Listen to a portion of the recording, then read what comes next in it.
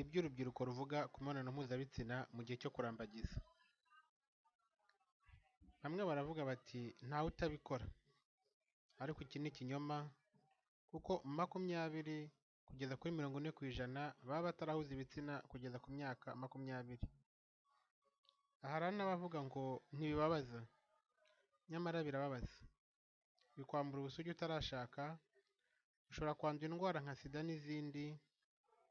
Igitsina nk'iki ni igitsina cy'ikibano, gikorwa vuba, nta kwishimisha by'ukuri kuba kurimo.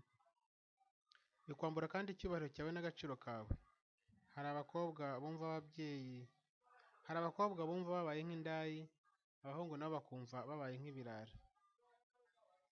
Hari n'uwagira ati ni akantu gato katagize icyo gatwaye, nyamara umukobwa yasamiramo ugasanga atangiye kora umwana atabyiteguye, ari nka kera aho urwabayanga ntiyari kurusimbuka. Hari n'abavuga bati niba unkunda uzampa ku gitsina, ariko guhuza igitsina mbere yo kurushinga ntibyubaka urukundo, ahubwo bishobora no kurusenya. None se uyobewe ko agapfundikiye gatera amatsiko? Aho kugira ngo abantu biteho kubaka urukundo bahugira mu gitsina bigahirira aho. Urebye nabi umwe yaboneramo undi akamubeshya ko amukunda nta n'igitekerezo afite. Urukundo rushobora kwerekanirwa muri byinshi bitari uguhuza igitsina gusa.